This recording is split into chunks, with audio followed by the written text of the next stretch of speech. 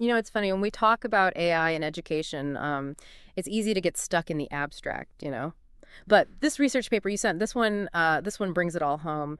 We're talking real stories from Filipino instructors and administrators, like right there on the front lines of this whole AI revolution. Yeah, it's so fascinating to get that grounded perspective. I feel like everyone's talking about AI's global impact, but this deep dive really gives us a close-up look at how it's actually playing out in the Philippines, specifically in higher education. Yeah, for sure. And one story that really jumped out at me was from this instructor, Louis Gire. He talks about catching a colleague using AI to write a personal reflection. That deep, introspective kind of piece for a collaborative research paper. What were your thoughts when you read that? Honestly, it really throws a wrench into how we think about academic integrity. Hmm. This isn't about plagiarism anymore. This gets at the core of why we even value education in the first place. The process of learning, reflecting, and craft of original thought. Jigray found himself in a really tricky situation. It wasn't just about his colleagues' actions, but the larger implications of AI use in academia. Totally. And get this, Jigray actually ran his colleague's submission through an AI detector. Those programs that analyze text for patterns found in AI-generated content? And yep, it was flagged. It makes you wonder, in a world where AI can create seemingly original content in seconds, how do we even begin to redefine academic honesty? That's the million-dollar question, isn't it? It's a question more and more educators are grappling with. And it's not just about catching students trying to cheat the system.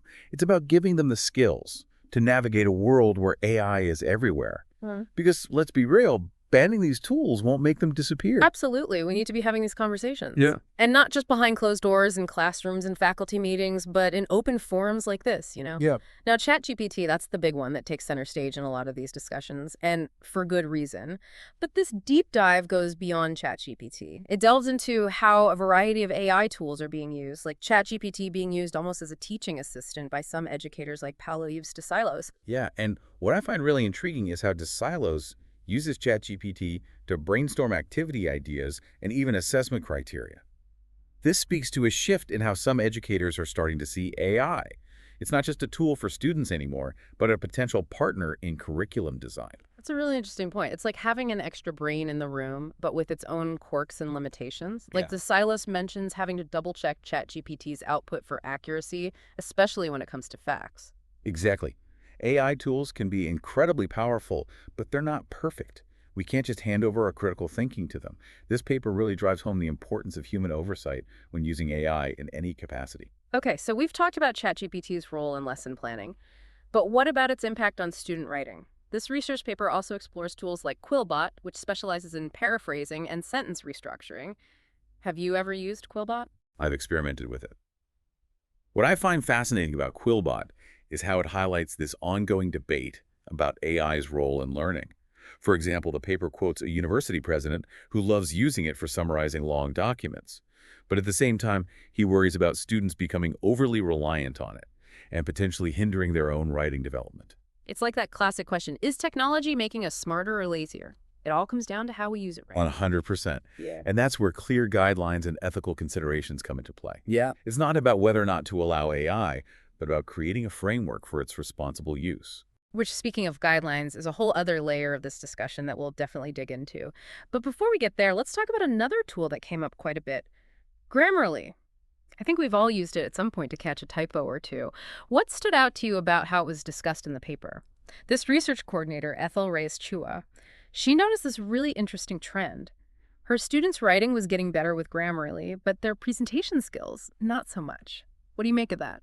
It kind of shows how AI can sometimes cover up where someone's skills are lacking. Right. Like Grammarly can make your grammar and sentences perfect, but it can't replace the really subtle skills you need to communicate effectively, like reading an audience or thinking on your feet. It's like Grammarly is the polished script, but those presentation skills, those are all about improvisation and connecting with your audience, like right there in the moment. It makes you wonder about relying too much on these tools, especially in the Philippines, where being a good communicator is so valued. How can educators make sure students are developing all those important skills? Yeah, that's a great point. And the paper actually talks about some unique challenges for Filipino educators when it comes to AI. Like, access to technology isn't the same everywhere in the Philippines. Hmm. So some institutions have amazing resources, but others struggle with even basic computers. It adds another layer to everything we've been talking about. Right. It's easy to get caught up in the theoretical side of AI without thinking about what's actually happening on the ground. This paper does a good job of showing those real-world situations. It's honest about the challenges, but it also highlights the opportunities. Like some instructors mention using AI to make things more inclusive for students with disabilities. Definitely, AI has so much potential to create a level playing field. It can offer personalized support and resources that might not be available otherwise. There's a part in the paper where an instructor talks about using text-to-speech software to make lectures accessible for students who are visually impaired. That kind of stuff is really exciting. It really is. It shows how AI can be transformative when it's used thoughtfully and ethically, but of course, with every opportunity comes responsibility. The paper really stresses needing clear guidelines, but I'm curious, how do you even start to create those? Especially with AI changing so fast, how do you stay ahead of the game? It's a huge task, but there's some key themes that keep coming up. Transparency is a big one. Educators have to be upfront with students about how and when they're using AI in the classroom. No more AI-generated lesson plans disguised as the instructor's own work. Uh-huh. Right. Honesty and open communication are key.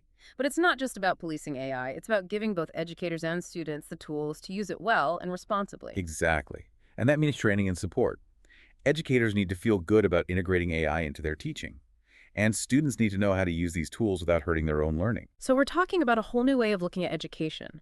It's not just about adding AI, it's about rethinking everything, how we teach, how we assess, even what it means to be educated in the 21st century. It can feel overwhelming, but it's also exciting. This research paper, while it focuses on the Philippines, it offers really valuable insights for everyone in education. It reminds us that we're all wrestling with these same questions. And by sharing our experiences and what we're learning, we can figure this out together. Collaboration is key. Thinking about the future of education, it makes me wonder about the students themselves. We've talked a lot about the educator's perspective. What about the students? How do you think they feel about all this?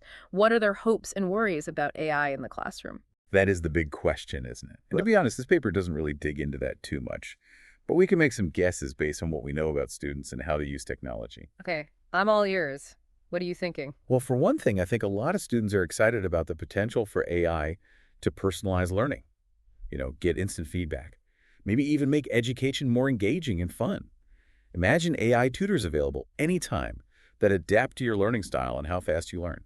I have to admit, that does sound pretty cool. But I'm guessing it's not all perfect, right? There must be some worries about AI, too. Oh, definitely. I bet some students feel overwhelmed by how fast technology changes, or anxious about AI taking their future jobs. And then there's the worry that if you depend on AI too much, you might not develop those essential critical thinking and problem-solving skills. Which brings us right back to finding that balance, doesn't it? Embracing what AI can do, but also holding on to the core values of education that make us human. Exactly. It's about finding that sweet spot where technology helps and improves our human abilities, not replacing them completely. Now, that is something to think about. And speaking of food for thought, this research paper didn't shy away from the big question, the elephant in the room. How AI could completely change education as we know it. If AI can write essays, create presentations, even answer test questions, what does that mean for the future of how we test knowledge? Will traditional exams even exist anymore? It's a question everyone's asking, and it has educators and policymakers completely stumped. Some people say that AI will force us to rethink assessment entirely, moving away from memorizing facts and towards evaluating things like creativity, critical thinking, collaboration, those skills that are harder for AI to copy. So instead of multiple choice tests, we might see more projects, presentations, portfolios, where students can really show off their unique skills and perspectives. That's the idea. Assessments that focus on the process, not just the final product. Original thinking over just repeating information. That makes a lot of sense. But I imagine there will be some pushback against such a big change. Standardized testing is so embedded in a lot of education systems. Oh, absolutely. Change is never easy, especially in education. But this research paper and others like it are starting important conversations about the future of learning. And those conversations are crucial if we want to use AI in a way that benefits everyone. It really feels like we're at this turning point in education. Yeah, it's a really interesting time to be talking about this stuff, that's for sure. This whole discussion makes me think of that saying, the only constant is change. And when you're talking about AI, that couldn't be more true. Absolutely. The speed of everything is incredible. Just when you think you understand the latest AI tool, something new pops up. I know. So how can educators even try to create guidelines for using AI when the technology is changing so fast? It's like trying to hit a moving target. It's a challenge for sure. And the authors of this research paper, they admit there are no simple answers. Yeah. But they do bring up some good ideas, like several instructors talked about how important it is to build a culture of digital literacy in their schools. What does that actually look like, though? So it's about giving both students and educators those critical thinking skills, Mm. right? Like how to evaluate stuff AI creates, how to spot bias, and how to understand the ethics of using these tools. Hmm. It's not just about knowing how to use the tech, but also when and why. So it's about moving past that initial wow factor of AI and really looking at what it can and can't do. Exactly. And that means educators need ways to keep learning and developing their skills. They need to feel okay with experimenting with these tools, making mistakes even, and learning from each other. It's about having a growth mindset around AI, knowing that this is a journey, not a finish line. That makes a lot of sense. It's like creating this environment of continuous learning, where Yeah. everyone feels comfortable asking questions, talking about other experiences, and adapting to new challenges. Exactly. And that's how we make sure AI empowers people, instead of making them anxious or leaving them behind. This has been such an amazing conversation. We've covered so much ground, from the technical details of AI detection software to the philosophical questions about how AI changes education. And it all started with this research paper focused on the Philippines. It just goes to show how one local study can spark these bigger conversations. The things AI brings up in education are relevant no matter where you are. Absolutely. So as we wrap things up, what's the one big takeaway you want listeners to remember? If I had to pick one, it's that this is just the beginning of the conversation about AI in education. And it's a conversation we all need to be a part of. We need to think critically, be open to change, and really engage with these ideas. I couldn't agree more. It's time to move past the hype and the fear and start talking about how we can create the future of learning in this age of AI. Thanks for joining me on this deep dive. It's been quite a ride.